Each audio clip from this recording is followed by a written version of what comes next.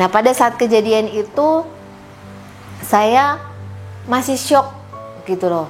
Nah, ledakan itu terjadi, saya cuman mengingat nama Tuhan Yesus. Saya menyebut nama Tuhan Yesus dan seketika saya melihat api itu kembali ke posisi ke dalam kompor dan sama sekali tidak ada mengenai ke badan saya.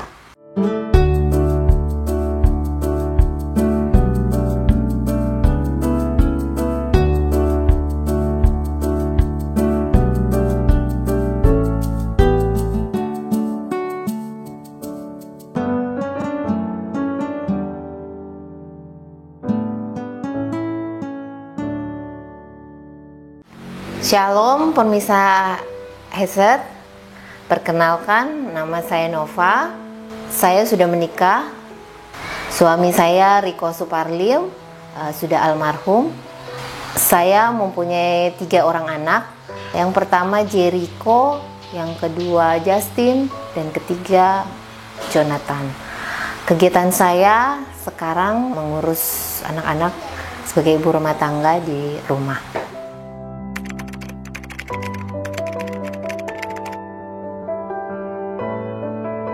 Saya menikah di tahun 2011 dan saya dikaruniai 3 orang anak.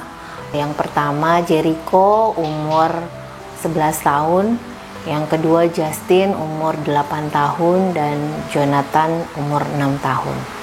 Di tahun 2019 suami saya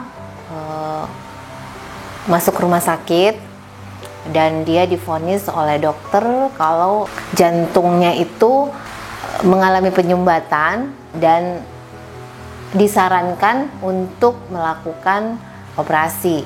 Tapi pada saat itu suami saya tidak mau gitu dan dia meminta untuk balik ke rumah gitu. Nah, setelah keluar dari rumah sakit kondisinya membaik memang, tapi ya saya juga tidak tahu apa yang dia rasakan ya. Cuman dia bisa menjalani hari-harinya, dia bisa kerja, dia bisa melakukan aktivitas seperti biasa.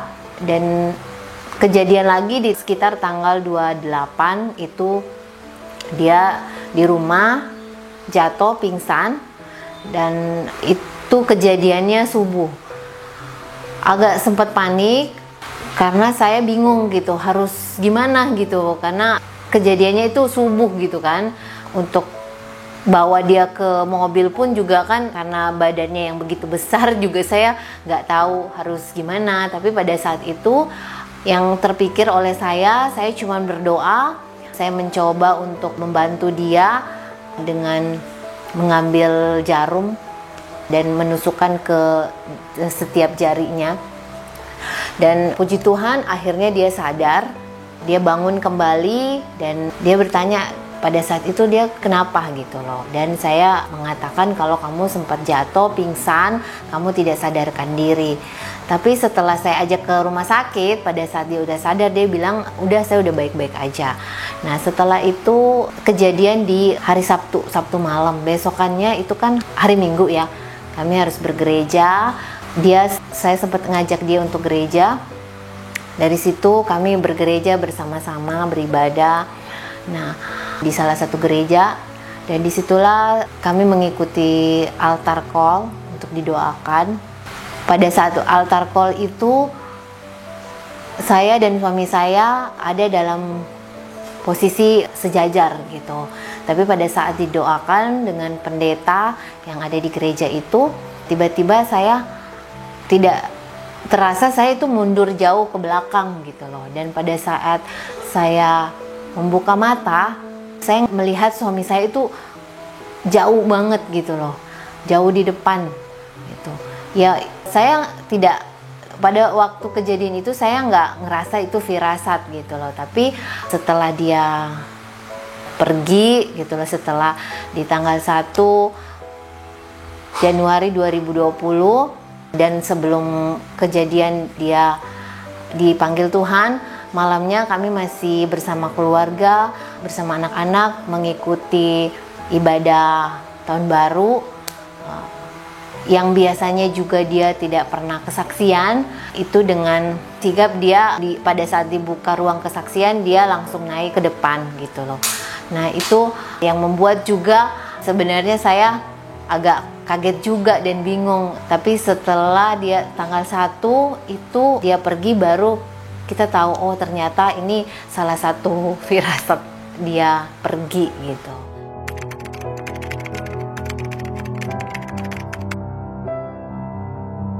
Sebelum dia pergi, kita kembali lagi setelah ibadah, kita balik ke rumah yang tadinya ada rencana untuk pergi bersama anak-anak ke salah satu mall, tapi karena dia badannya nggak enak, itu kita kembali pulang.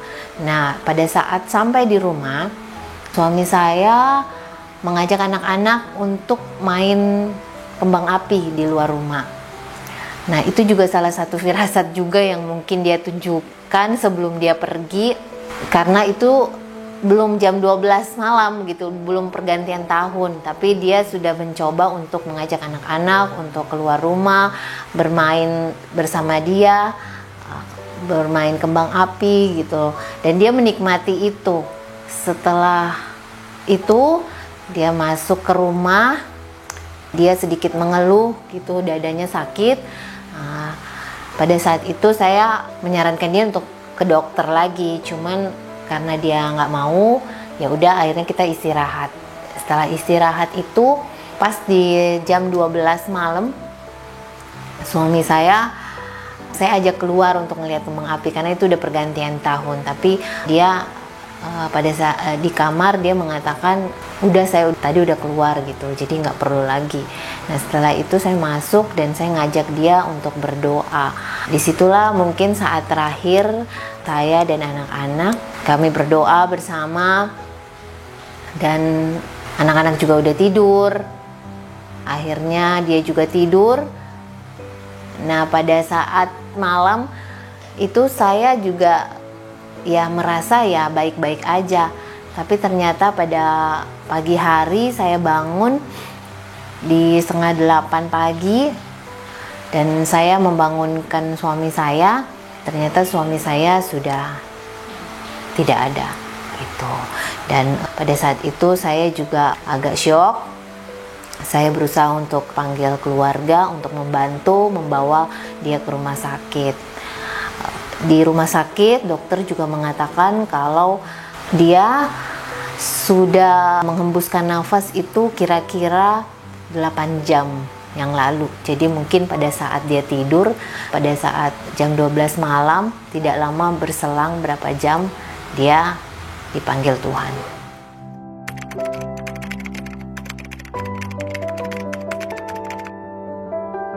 Kejadiannya pada saat itu dia pingsan, yang nggak sadarkan diri. Nah saya waktu itu sempat bingung juga karena kejadiannya subuh gitu loh. Setelah itu saya berusaha menenangkan diri dan saya berdoa sampai akhirnya terpikir untuk menusuk jari dia dengan jarum gitu. Saya nusuk jari dia karena yang saya tahu, pernah saya baca kalau orang yang mengalami stroke itu jari-jarinya ditusuk dengan jarum, darahnya dikeluarkan dan darahnya bisa lancar kembali. Nah itu saya lakuin.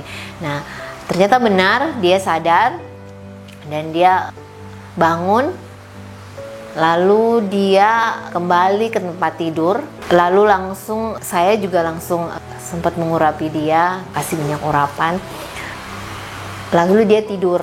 Nah, nggak berapa lama dia bangun dan dia mengatakan kalau dia itu berasa sudah naik gitu loh. Dia terbang dan dia naik, tapi ada seseorang yang menepuk bahunya dan mengatakan kamu kembali gitu, kamu melihat anak-anak kamu masih kecil-kecil.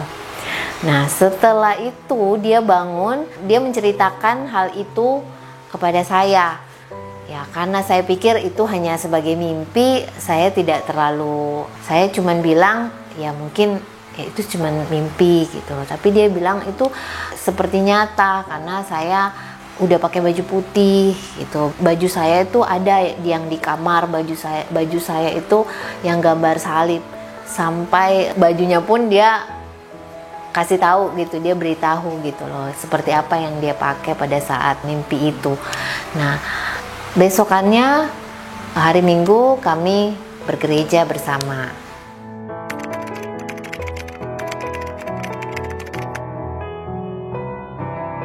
Setelah kehilangan suami di tahun 2020, pada saat itu tidak lama berselang COVID Corona melanda Indonesia.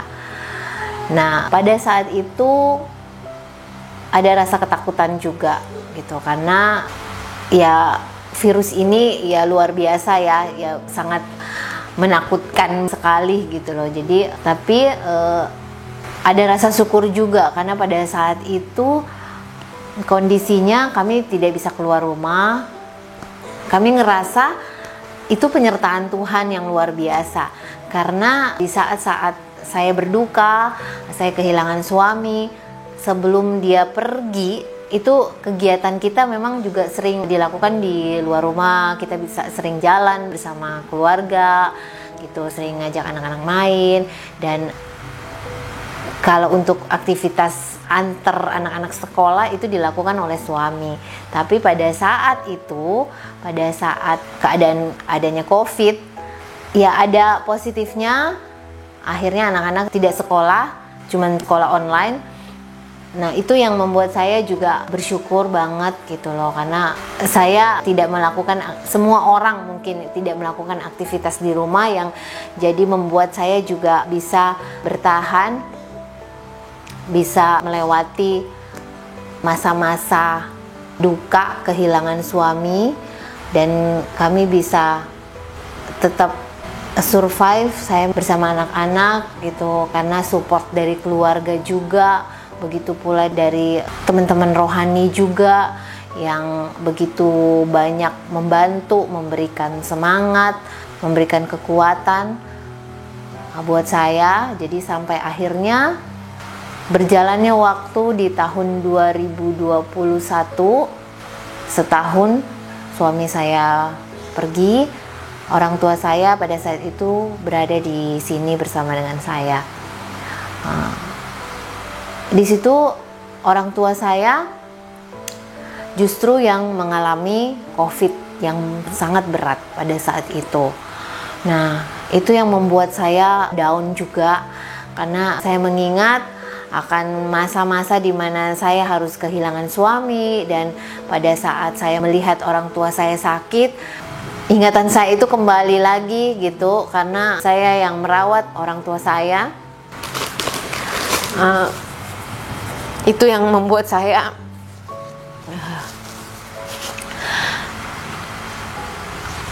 sepertinya saya nggak kuat gitu. Tapi ya puji Tuhan ada komunitas rohani yang tiap minggu kami lakukan secara virtual, ibadah virtual.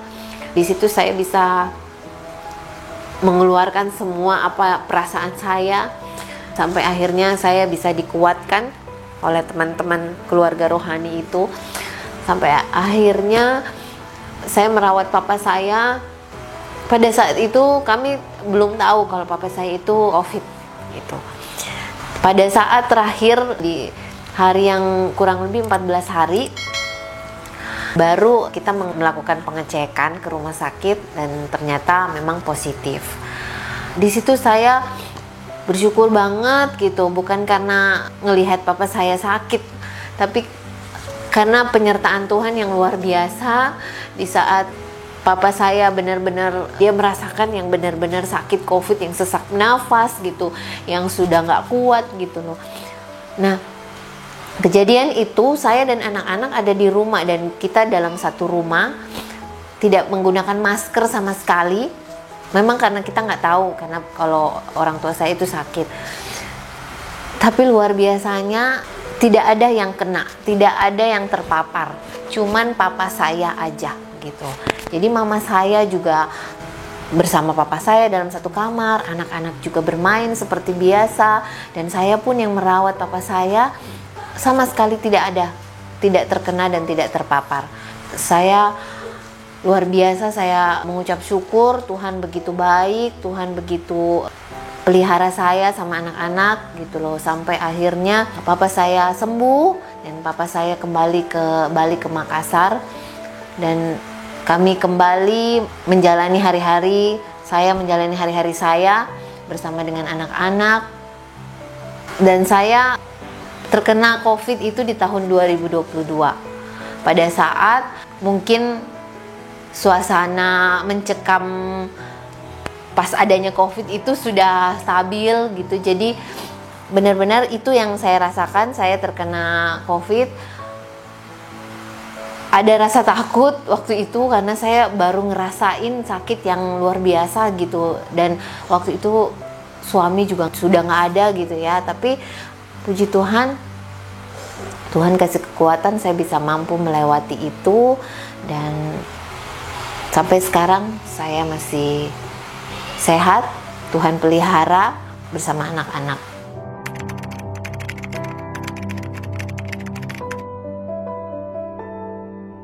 Ada satu kejadian di tahun 2022, tepatnya di bulan April. Itu kejadian yang hampir merenggut nyawa saya. Sebuah ledakan yang terjadi di rumah.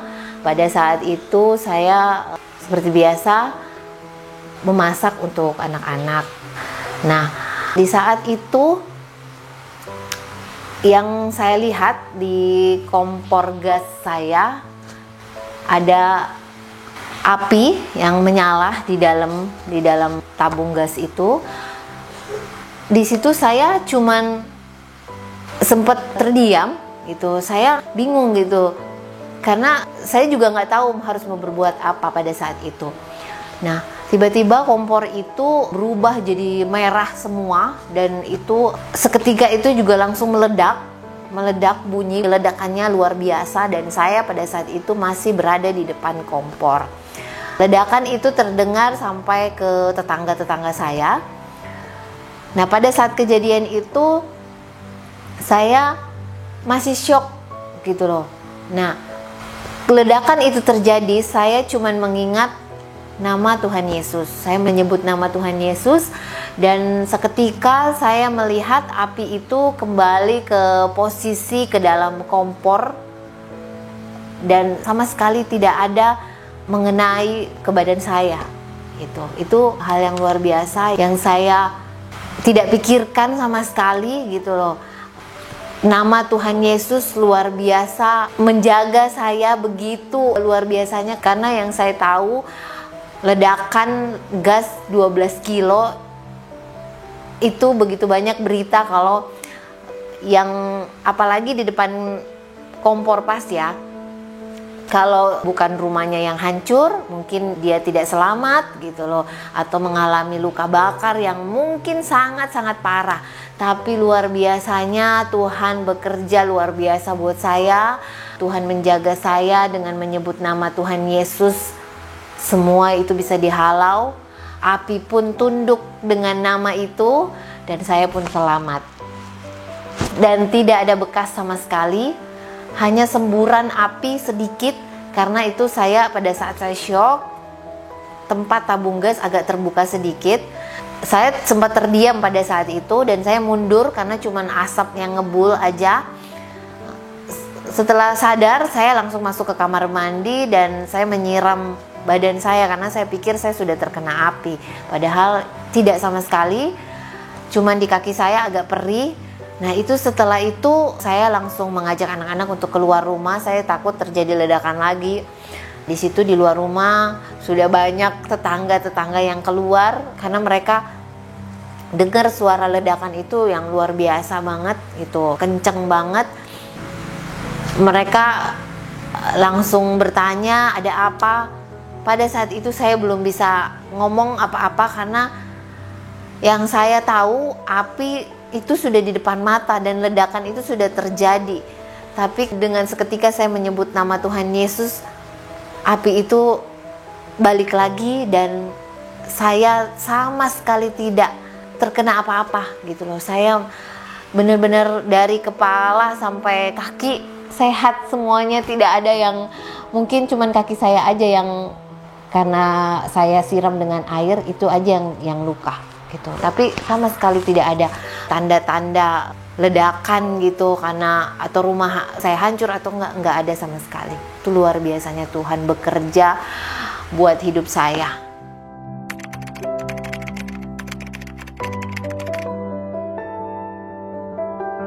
Di awal-awal suami saya pergi, yang pasti untuk memberi pengertian buat anak-anak saya yang masih kecil-kecil, dan pastinya mereka akan ngerasain kehilangan figur bapak. Nah, disitulah peran saya memberi pengertian buat mereka bahwa waktunya Tuhan kita tidak pernah tahu. Siapapun, kalau Tuhan yang berkehendak, Tuhan mau waktu itu sudah habis, ya Tuhan akan panggil. Di situ saya memberi pengertian kepada anak-anak.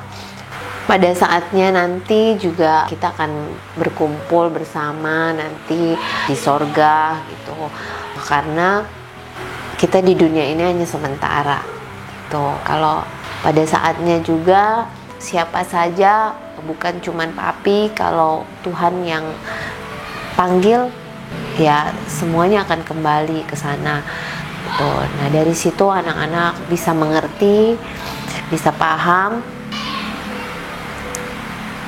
dan sampai hari ini mereka bisa menerima kepergian papinya karena support keluarga juga yang membantu saya, orang tua yang mungkin kegiatan yang biasanya papinya lakuin itu bisa digantikan dengan papa saya gitu, keluarga saya gitu. Nah, ya puji Tuhan sampai sekarang anak-anak juga bisa menerima, walaupun masih ada pertanyaan-pertanyaan itu terlintas sedikit, masih menanyakan kenapa papi harus meninggal gitu, kenapa papi kita nggak bawa lagi dari sorga ke sini gitulah. Pertanyaan-pertanyaan anak kecil yang mungkin agak sedikit polos banget gitu loh. Tapi itulah, dari situ saya cuman berdoa, saya cuman minta hikmat Tuhan biar anak-anak juga bisa kuat.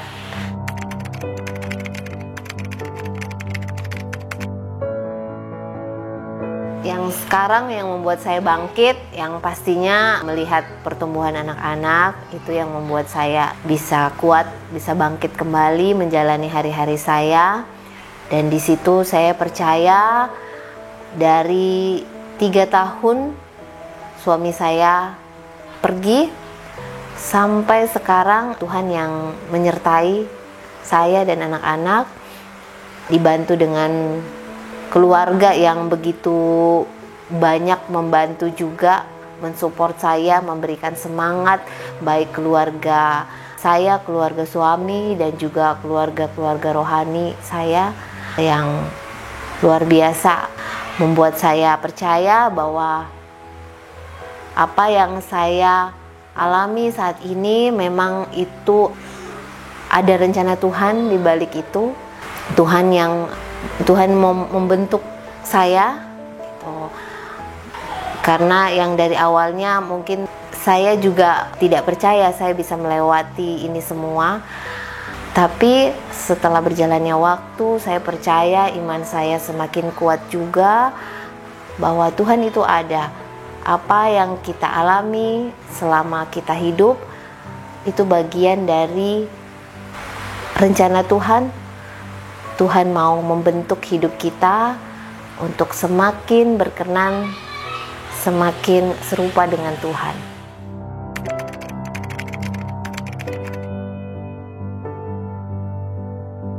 Harapan saya sekarang, saya tetap mencari destiny Tuhan buat hidup saya, buat hidup anak-anak saya juga.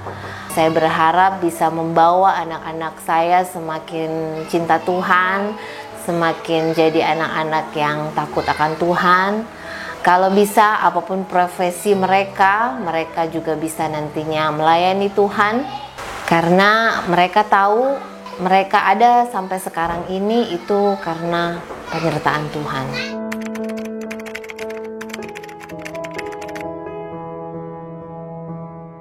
Pesan-pesan saya untuk pemirsa Heset, jangan pernah menyerah, tetap semangat menjalani hari-hari yang Tuhan beri buat kita. Kalau kita masih diberikan nafas, berarti Tuhan masih punya rencana buat hidup kita. Tetap mencari apa yang menjadi rencana Tuhan buat hidup kita. Apapun pergumulan kita tetap percaya Tuhan yang selalu ambil alih kehidupan kita, dan jangan menyerah. Itu tetap berjuang, tetap semangat, tetap berserah kepada Tuhan. Hanya Tuhan pertolonganku saat ku lemah, Engkaulah kuatku. Hanya Yesus perlindunganku saat ku jatuh, Kau angkatku.